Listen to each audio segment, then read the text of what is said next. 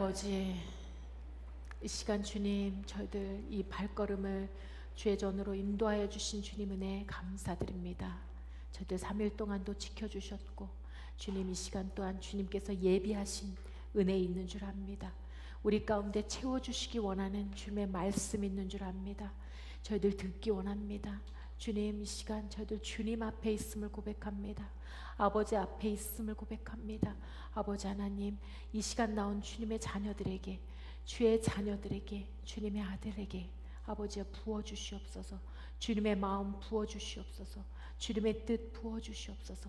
그래서 정말 우리의 삶이 한 걸음 한 걸음 나아갈 때마다, 하루하루 저희들 살아낼 때마다 주님, 주님의 뜻에, 주님의 의에 저희들 벗어나지 않는 삶 살 수 있도록, 늘 주님과 동행하는 삶 살 수 있도록 지켜주시옵소서.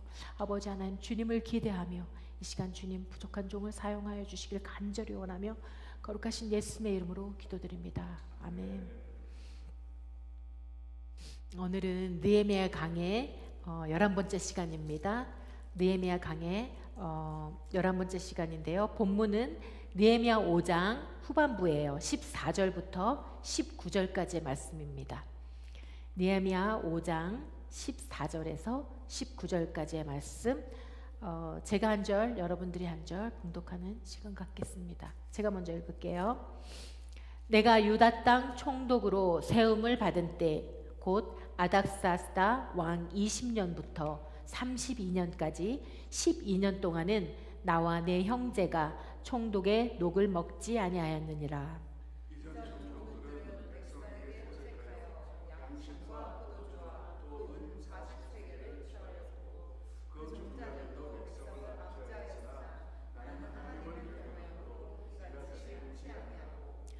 도리어 이 성 역사에 힘을 다하며 땅을 사지 아니하였고 나의 모든 종자도 모여서 역사를 하였으며, 또 내 상에는 유다 사람들과 민자들 250이 있고 그 외에도 우리 사는 이방인 중에서 우리에게 나온 자들이 있었는데, 매일 나를 위하여 소 하나와 살찐 양 6을 준비하며 닭도 많이 준비하고 열흘에 한 번씩은 각종 포도주를 갖추었나니, 비록 이같이 하였을지라도 내가 총독의 녹을 요구하지 아니하였음은 백성의 부역이 중함이니라.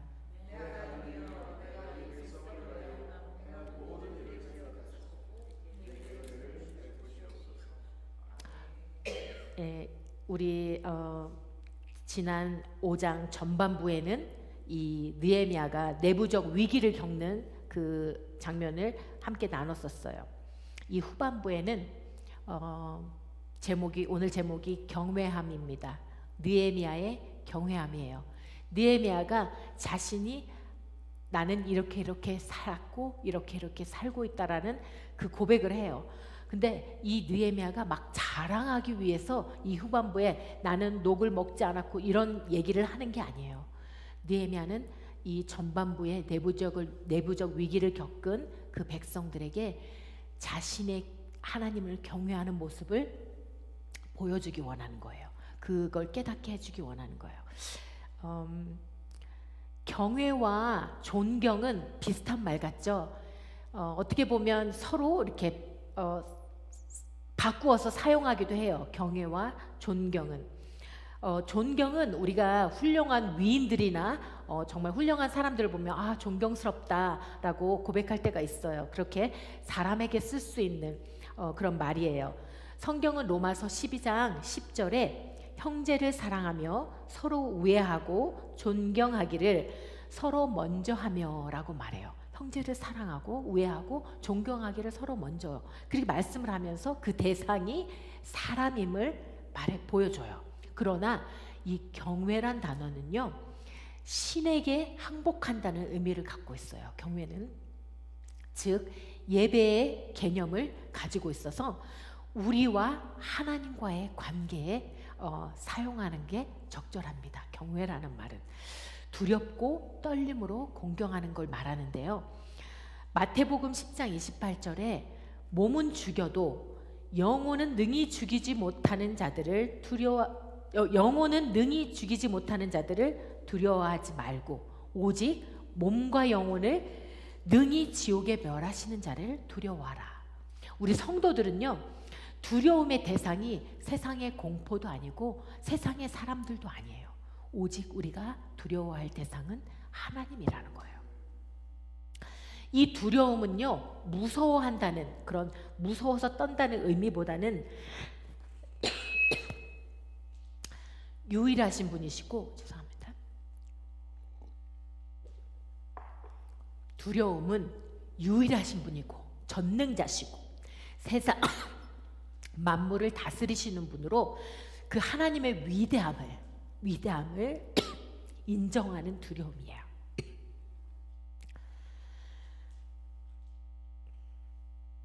경외한다는 것은 삶의 모든 영역에서 하나님의 절대 주권을 인정하며 그분과의 친밀함이 능력임을 아는 게 경외함이에요.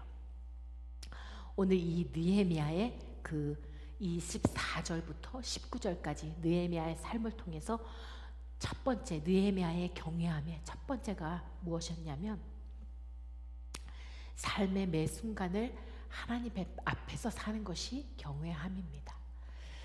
삶의 매 순간이 하나님 앞에 있는 거예요. 이 느헤미야를 1장부터 보시면 느헤미야는 늘 하나님 앞에 기도했어요. 그 말은 늘 하나님 앞에 있었다는 거예요.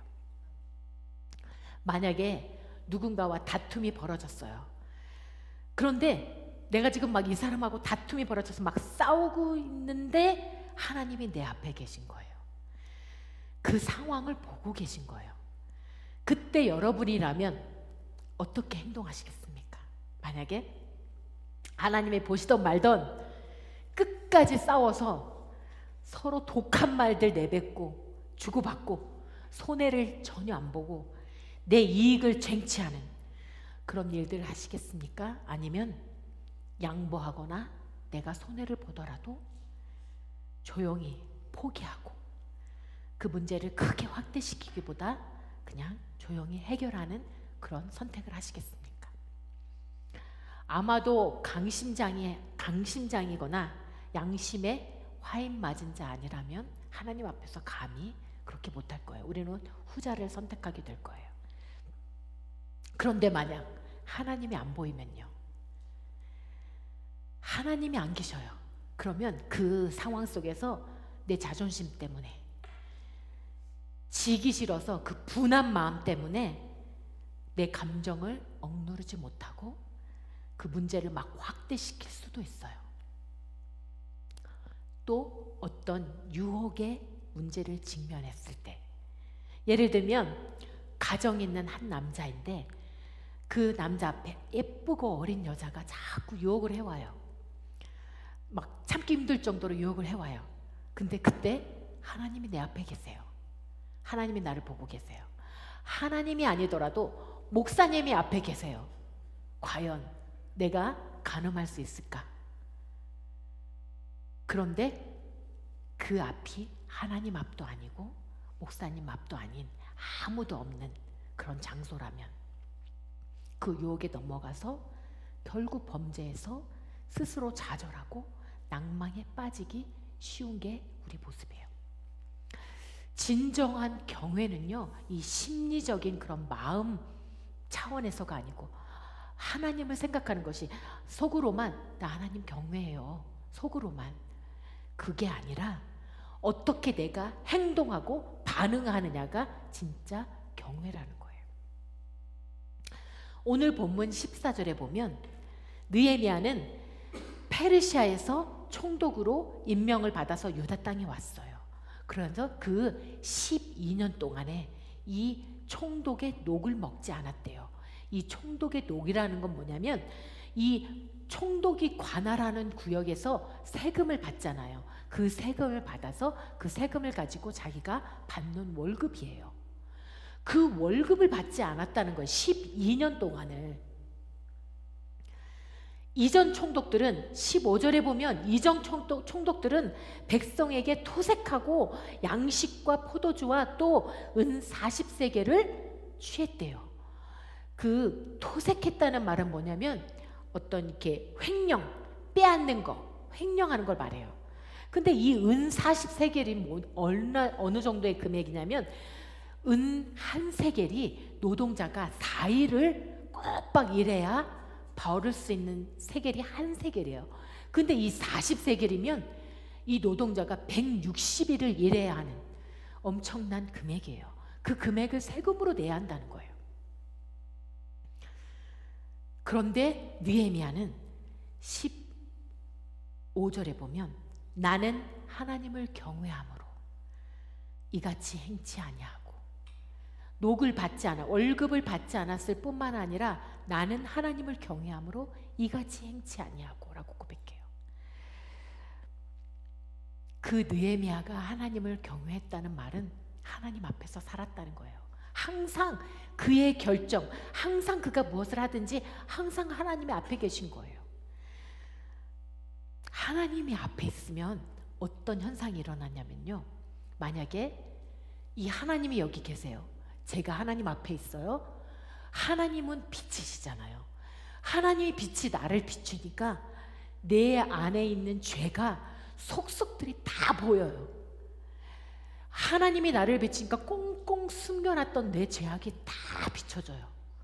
그러니까 하나님을 만난 사람들한테 나타나는 현상이 뭐냐면 없어서는 안 되는 현상이에요. 하나님을 만난 사람 누구나에게 나타나는 현상이 뭐냐면 통회 자복하면서 죄를 회개할 수밖에 없어요. 왜냐하면 그 빛에 나의 모든 살아온 삶이 비춰지니까, 그 죄악들이 다 비춰지니까 통회 자복할 수밖에 없어요. 그런데 이 비춤은 뭐냐면, 하나님의 비춤은요, 나만 비추는 게 아니고요, 내 주위에 있는 모든 사람들 다 비춰요. 하나님의 빛이 나를 비춰서 내 죄악을 드러낼 뿐만 아니라 이 내 주위에 있는 모든 사람들을 다 비춰요. 느헤미야는 그걸 본 거예요. 주위 환경이 하나님의 빛에 비춰지니까 비참한 형편들, 백성들의 비참한 형편들, 부역을 너무 심하게 하는, 힘을 다해서 고생하는 백성들의 모습이, 그리고 흉년으로 제대로 먹지도 못하고 다 그 빼앗기는, 자식들까지 빼앗기는 그 처참한 모습들을 보니까 녹을 받을 수가 없어요. 월급을 받을 수가 없어요. 그들이 백성들의 그걸 짜내서 세금을 내야 하는데 그 짜낸 세금을 가지고 자기가 절대로 월급을 받을 수가 없는 거예요. 오히려 느헤미야는 그들을 먹여요. 17절에 보면 또 내 상에는 유다 사람들과 민장들 150인이 있고 그 외에도 우리 사면 이방인 중에서 우리에게 나온 자들이 있었대요. 이 느헤미야가 먹는 상, 그 상에는 뭐 소 하나, 뭐 살찐 양 6, 뭐 닭도 많이 있었지만 그가 먹인 인원이 유다 사람들 뿐만이 아니고 150명, 민장들 150명을 매일 먹였고 자기에게 나오는 또 이방 사람들도 있었어요. 오히려 녹을 받지도 않을 뿐더러 먹였어요. 지극히 당연한 거잖아요. 월급을 받는다는 거. 정당한 권리예요. 총독의 일을 하면서 정당하게 받을 수 있는 월급이에요. 그런데 그것을 하지 않았다는 거예요.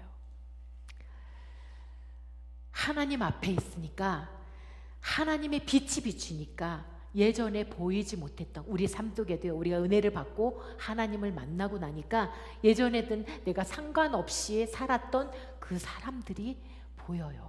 그 사람들이 뭘 고민하고 있는지, 그 사람들이 어떤 일 때문에 아파하는지 그런 것들이 보이기 시작해요. 그래서 우리는 그런 문제들을, 성도들의 그런 문제들을 듣고 보게 되면 같이 또 중보하고 기도해주고 서로 기도해주고 그럴 수밖에 없는 거예요.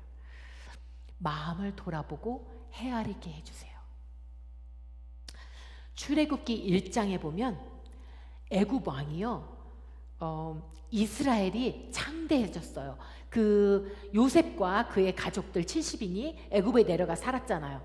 그런데 점점 더 이 이스라엘 백성들이 막 너무너무 창대해지는 거예요. 그래서 애굽 사람들보다도 인원이 더 많아지니까 위기를 느꼈어요. 애굽 왕이. 그래서 안 되겠다 싶어서 애굽의 산파 시브라와 부하라는 산파 불러다가 히브리 여인들, 이스라엘 여인들이 애를 낳으면 여자는 살려두지만 남자애는 모두 죽여라. 애를 받을 때에 산파들에게 그 명령을 해요. 그런데 이 산파 시브라와 부하는 하나님을 경외하는 자들이었대요. 애굽 왕의 명령을 어기고 죽을 각오를 하고, 왜냐하면 사내 아이를 살리면 자기들이 죽어야 돼요.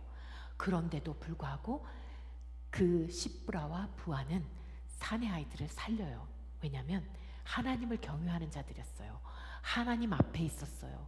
하나님 앞에 있는데 감히 그 생명들을 죽일 수가 없었을 뿐만 아니라 또 비춰지니까, 주위의 환경이 비춰지니까 정말 그 참을 수 없는 고통 속에서 정말 땀으로 범벅이 되면서 겨우겨우 해산의 고통을 이겨내고 그 낳은 아기를, 그 어미가 기다리는 그 어미를 보니까 차마 죽일 수가 없었어요.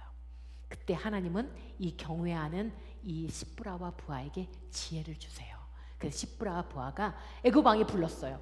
너희들 왜 사내아를 살렸냐고. 그 순간에 정말 죽을 수밖에 없지만 하나님이 지혜를 주셔서 이 시브라와 부하가 뭐라고 얘기하냐면, 히브리 여인들은요, 이스라엘 여인들은 너무너무 건강해서 저들이 아기가 태어난다는 소식을 받고 우리가 달려가니까 벌써 태어나 있는 거예요. 벌써 아기를 낳았어요. 우리가 죽일 만한 틈의 시간을 가질 수가 없었어요 라고 말해요. 그래서 이 시브라와 부하는 자신들의 생명도 구했을 뿐만 아니라 하나님이 저들의 가정을, 저들의 경외함을 보고 하나님이 은혜를 내려서 저들의 가정을 왕성케 해주셨대요. 두 번째, 이 경외는요, 하나님 앞에 사는 삶이기도 하고, 그리고 두 번째는 자기 부인입니다. 16절에 보면 이렇게 느헤미야 말씀해요. 도리어 이 성 역사에 힘을 다하며 땅을 사지 아니하였고 나의 모든 종자도 모여서 역사하였으며 라고 고백해요. 땅을 사지 않았대요. 이 총독의 자리는 할 수 있는 자리예요. 할 수 있는 능력이 있어요. 땅을, 왜냐하면 흉년이잖아요. 땅값이 싸요. 정말 세상 사람들 같으면 딸 쌀 때 땅을 사둬요. 자기 부를 축적하기 위해서 땅을 사두는 게 일반 사람들의 행동이에요. 그런 자리에 있다면, 만약에 내가 진급을 해서 사장 자리에 올라갔다면, 그리고 학교 교장 자리에 올라갔다면 월급도 오르잖아요. 그리고 그 지위에서 누릴 수 있는 것들이 있어요. 우리가 보면, 정치인들 보면, 우리 뉴스를 통해서 한국의 정치인들을 보면 알잖아요. 국회의원이 되면 국회의원으로서 어떤 뇌물을 받는 게 많아요. 그것 때문에 많이들 곤란을 겪잖아요. 뇌물을 받기도 하지만 청탁도 많이 들어와요. 국회의원한테 부탁하는 것들이, 내가 이번에 뭐 여기다 좀 땅을 사고 싶은데 여기 좀 이 땅 좀 풀어달라고 하든가, 어디다 사면 좋겠습니까? 막 청탁을 많이 하면서 뇌물을 줘요. 그 청탁의 사례금들을 또 받아요. 그게 세상 사람들은 그 이치예요. 세상 사람들은 능히 그 지위에 있으면 누릴 만한 걸 누려요. 이전 총독도 그렇게 했대요. 느헤미야는 이전 총독들도 그렇게 했지만 자기는 그 자기를 부인해요. 할 수 있는데 하지 않아요. 그게 자기 부인이에요. 하나님 때문에. 지위를 이용해서 땅을 사지 않고 재산을 늘리지 않습니다. 내 유익이 아니고 하나님의 뜻을 선택해요. 그게 자기 부인이에요. 사무엘상 24장에 보면 여러분 아시지만 다윗이 사울에게 쫓겨서 도망 다닐 때가 있었잖아요. 그때 도망 다닐 때에 사울이 다윗을 쫓다가 용변이 급해서 한 동굴에 들어가요. 그 동굴에 들어가서 용변을 보려고 자기 그 도포로 앉아서 용변을 보고 있었어요. 그런데 정말 우연히 이미 다윗과 그의 부하들이 그 동굴 깊숙이 숨어 있었던 거예요. 보니까 원수 사울이 혼자 이 캄캄한 동굴로 들어오는 거예요. 그 캄캄한 동굴 앞에서 용변을 보고 있는 거예요. 그 안에서. 그때 부하들이 이 다윗 왕한테 기회다. 이건 하나님이 주신 기회다. 원수를 죽일 수 있는 하나님이 주신 기회다라고 하면서 그 사울을 죽이자고 해요. 그런데 다윗은 여호와의 기름 부으신 자를 치는 것은 하나님께서 금하신 일이라고, 할 수 있는데, 죽일 수 있는데, 거기서 죽이면 도망자의 신세를 끝낼 수 있는데 하지 않아요. 자기를 부인하고 하나님의 뜻을 선택해요. 여호와를 경외하는 자의 삶이 그래요. 다윗은 그래서 그 살짝 그 사울의 옷자락만 잘라내요. 근데 그것까지도 마음에 찔림을 받아요. 다윗은 그만큼 하나님을 경외하는 자였어요.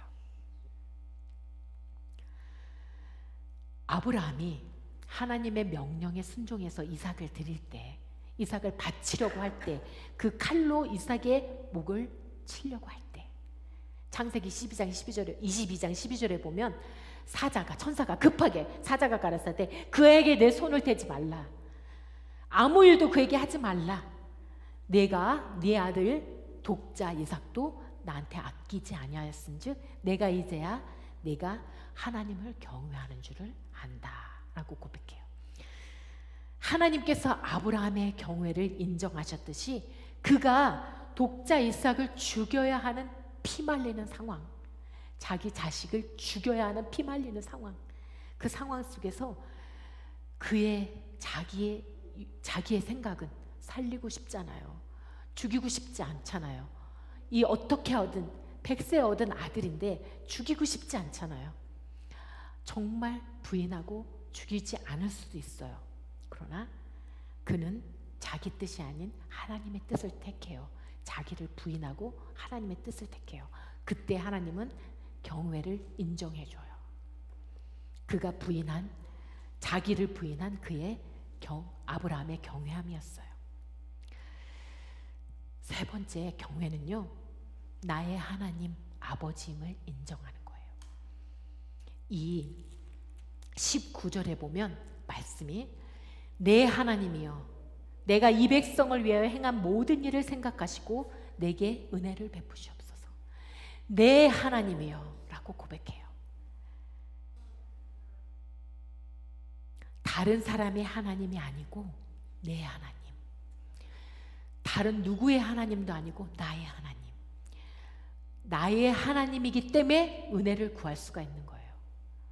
우리 아빠가 아닌 다른 사람 아빠한테 가서, 다른 아빠한테 가서 나 이거 필요해요, 이것 좀 사주세요 라고 하면 그 아빠가 사줄까요? 얘 누구야? 얘 이상한 애 아니야? 이렇게 생각할 거예요. 근데 내 아빠한테는 말할 수 있어요.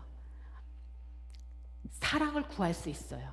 근데 아버지는 이미 사랑을 구하기도 전에 태초부터 사랑하신 분이 내 아버지세요. 사람이요, 처음으로 하나님의 이름을 부른 게 창세기 4장 26절에 나와 있어요. 아담과 화하가 가인과 아벨을 낳았지만 가인이 아벨을 죽여서 가인 외에 그 다음에 아담과 화하가 다시 셋을 낳았어요. 근데 이 셋도 아들을 낳고 그 이름을 에노스라 하였으며 그때의 사람들이 비로소 여호와의 이름을 불렀더라라고 돼 있어요. 그 뒤로도 하나님의 이름을 선지자들이 많이 불렀어요. 여러분들 아시다시피 많은 선지자들이 하나님의 이름을 부르며 기도하고 이스라엘 백성들도 하나님의 이름을 부르며 기도를 했어요. 하나님의 이름을 수도 없이 불렀어요. 그런데 요한복음 17장 26절에 보면 예수님이 돌아가시기 전에, 겟세마네 기도를 하시기 전에 예수님이 하나님께 기도한 장면이에요.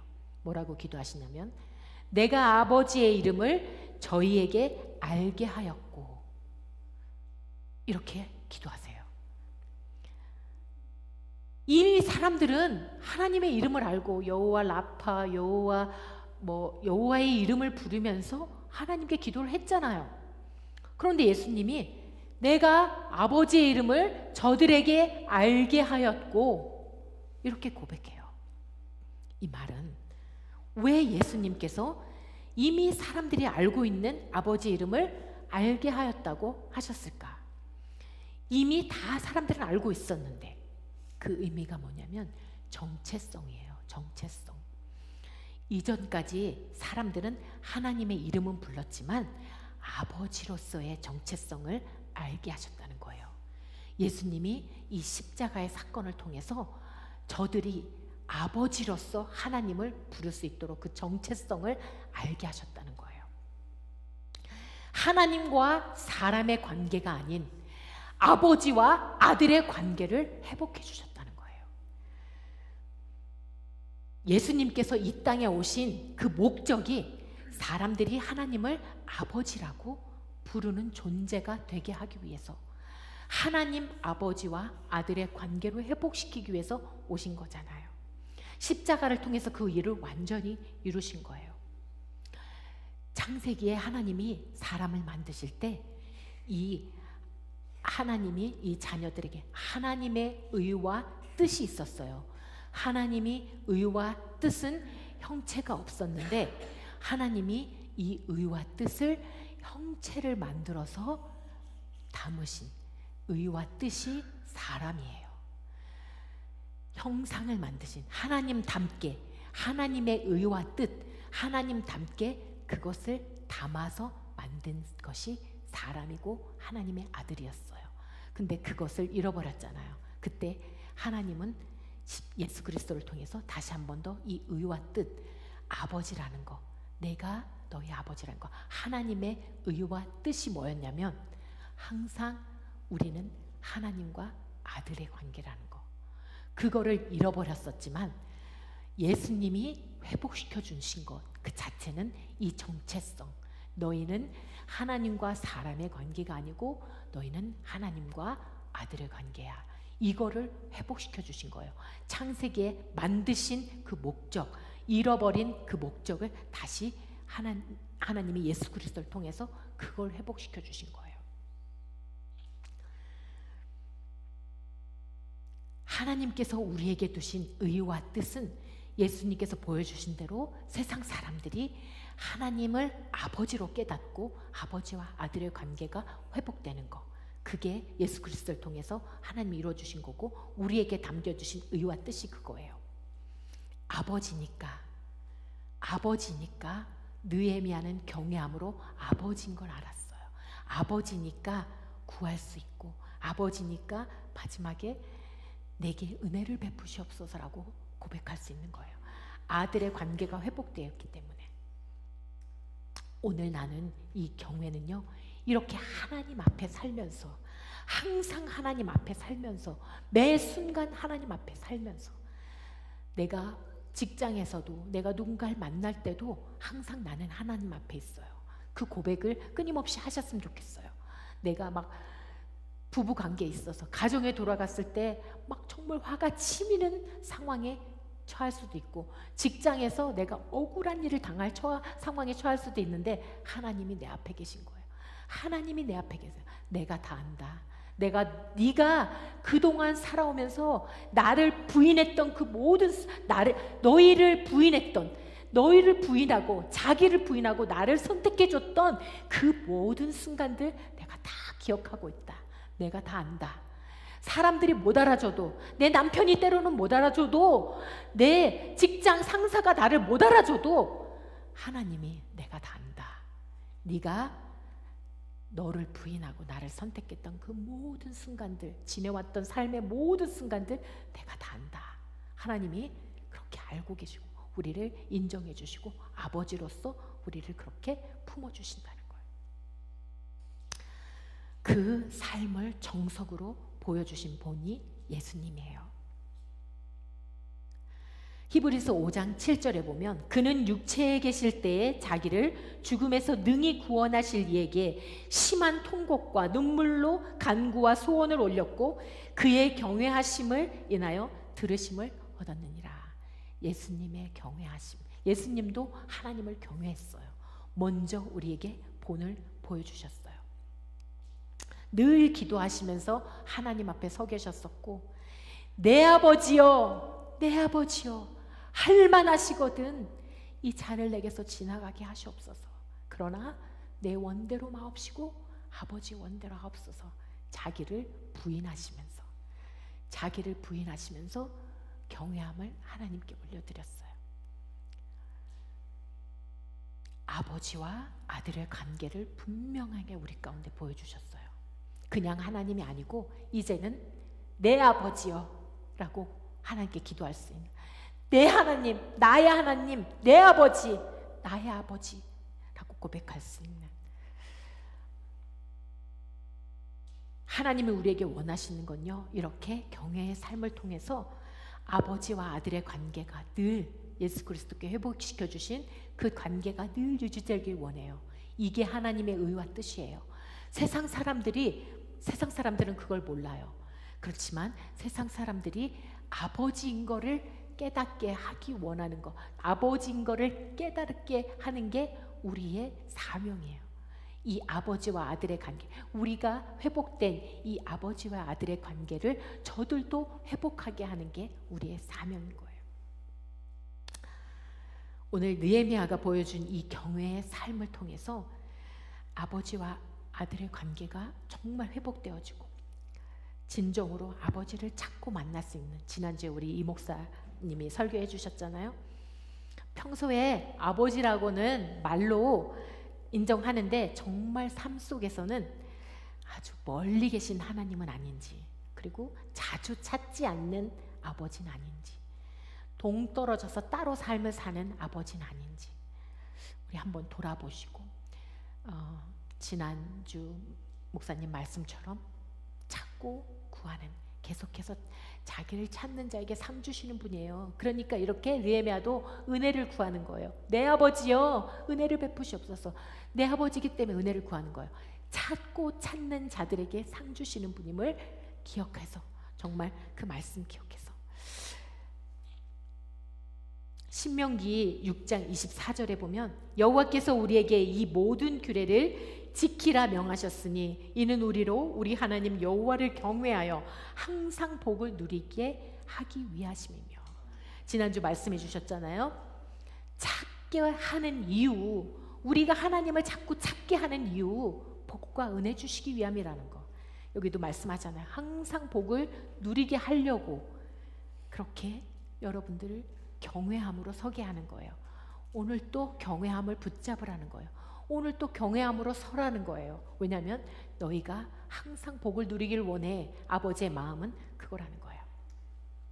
오늘 이 말씀, 느헤미야의 이 경외, 세 가지 경외를 통해서 항상 느헤미야의 삶이 하나님 앞에서 살았고 그 빛 때문에 주의 환경을 볼 수 있었던 것처럼 늘 항상 우리가 하나님 앞에 살고, 두 번째 자기를 부인했던 것처럼 정말 땅을 살 수 있는데도 욕심을 부리고 부를 축적할 수 있는데도 불구하고 하지 않았던 거. 왜냐하면 하나님의 빛 때문에 주의 환경이 보였거든요. 하나님의 백성들의 형편이 보였거든요. 그것처럼 우리가 하나님, 내 시야가, 내 영적인 시야가 더 넓어져서 나만을 위해서 기도하는 자가 아니고 이제는 성도들을 두루두루 볼 수 있는, 저들의 형편과 사정을 두루두루 볼 수 있는, 그래서 나도 느헤미야처럼 그렇게 기도할 수 있는. 그리고 세 번째, 정말 내 아버지, 이 관계, 회복시켜 주신 관계를 마음껏 누리시라는 거예요. 마음껏 아버지 이름 부르시라는 거예요. 그렇게 정말 상황 따라, 형편 따라 늘 항상 부를 수 있는, 아버지 이름을 부를 수 있는 저와 여러분들 되시기를 간절히 기도합니다. 다 같이 요거 놓고 우리 함께 기도했으면 좋겠습니다. 하나님, 오늘 이 느헤미야의 경외, 주님 나도 회복하게 하옵소서. 나도 그렇게 살게 하옵소서. 하나님을 늘 경외함 가운데 살게 하옵소서. 이 경외 안에는 이미 모든 것이 다 들어있습니다. 경외 안에는 하나님을 사랑하는 마음도, 경외 안에는 하나님을 믿는 마음도, 모든 것이 다 들어있습니다. 하나님, 그 경외함을 허락하여 주시옵소서. 이렇게 기도하며 나아가는 시간 갖겠습니다.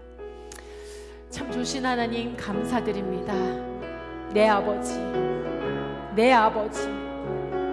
아버지와 아들의 관계를 회복시켜 주시고 당당히 아버지라 부를 수 있는 아버지 하나님, 그 회복을 주신 주님께 감사드립니다. 아버지 하나님, 느헤미야가 어떻게 하나님을 경외했는지 아버지 이 말씀을 통하여서 자기 자랑이 아니라 정말 이스라엘 백성들에게, 유다 백성들에게 그 경외함을 가르치고 싶었던 느헤미야 마음처럼 아버지 하나님, 우리 가운데도 이 경외함을 허락하여 주시옵소서.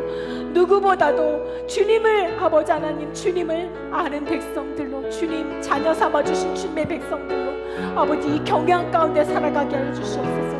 놓칠 때가 더 많지만 그럼에도 또 주님, 오늘 가운데 우리 마음에 심령에 새겨주신 이 경외함으로 살아갈 수 있는, 내가 직장을 가든 일을 가든 가정을 가든 아버지 하나님, 어떤 상황 속에서도 항상 하나님의 앞에 있음을, 하나님 앞에 있음을 고백하며 그 앞에서 행동하고 하나님 앞에서 말하고 하나님 앞에서 모든 것을 나눌 수 있는 그런 우리 삶이 되길 원합니다. 하나님 앞에서 늘 살 수 있는, 매 순간 한순간도 1초도 놓치지 않고 하나님 앞에서 살아갈 수 있는 주님, 우리 성도들 되기 원합니다. 그러게 아버지 하나님, 또한 그렇게 살다가도 아버지 우리 욕심이 앞설 때 있습니다. 아버지 하나님, 우리 욕심이 아버지 나를 누를 때 있습니다.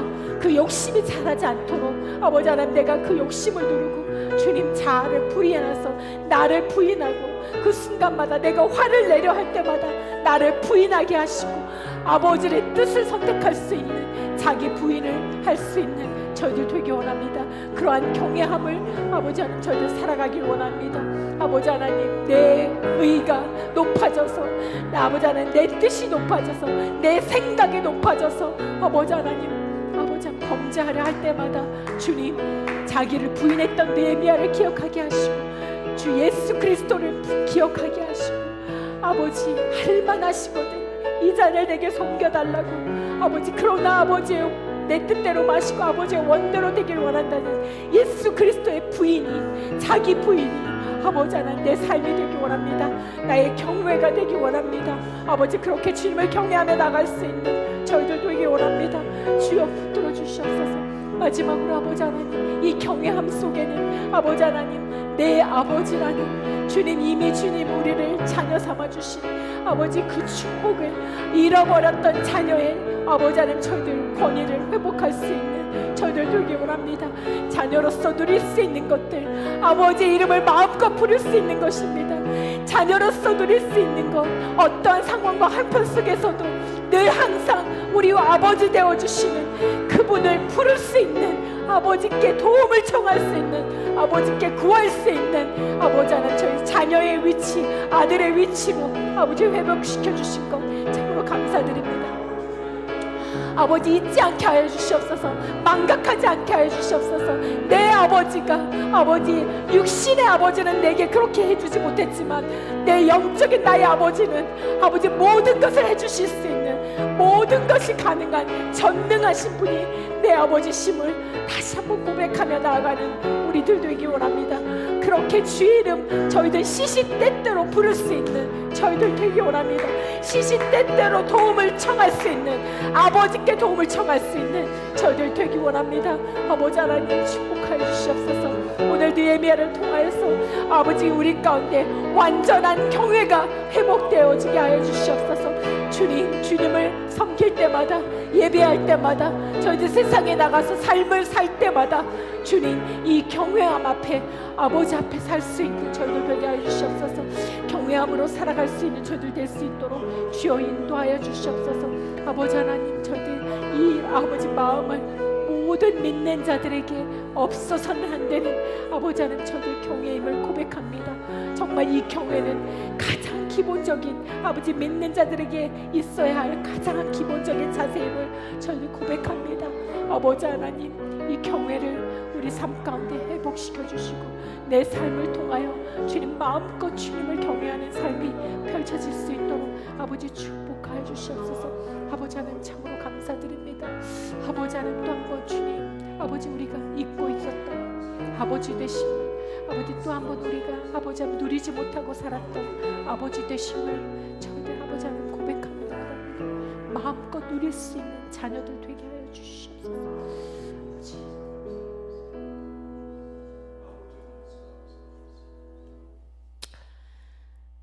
내 아버지,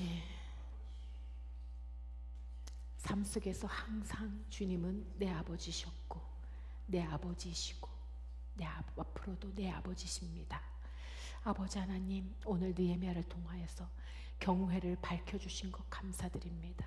우리 삶 가운데 흐릿해졌고 아버지 우리가 무언가를 잡아야 될지 확실히 모르고 아버지 주님을 섬기는 삶이 아니라 아버지 하나님 느헤미야의 삶 속에 나타났던 경외, 예수 그리스도께서 본을 보여주셨던 그 경외의 삶이 우리 삶이 되기 원합니다. 앞으로는 주님, 주님의 아들로, 주님의 딸로 이 경외의 삶을 살아갈 수 있는 모든 예배자들 되게 하시고 우리 성도들 다 될 수 있도록, 말씀을 들은 모든 이들 다 될 수 있도록 주님 축복하여 주시옵소서. 귀한 말씀 주신 것 감사드리며 우리 가운데 주님 우리가 간구한 대로 삶 속에 경외의 삶을 이루어 주실 것을 인하여 감사드리며 아버지 하나님 모든 영광 주님께 올려드리며 거룩하신 예수님의 이름으로 기도드립니다. 아멘. 하늘에 계신 우리 아버지여, 이름이 거룩히 여김을 받으시오며 나라의 임하옵시며 뜻이 하늘에서 이루어진 것 같이 땅에서도 이루어지이다. 오늘날 우리에게 일용할 양식을 주옵시고 우리가 우리에게 죄 지은 자를 사하여 준 것 같이 우리의 죄를 사하여 주옵시고 우리를 시험에 들게 하지 마옵시고 다만 악에서 구하옵소서. 대개 나라와 권세와 영광이 아버지께 영원히 쌓옵나이다. 아멘.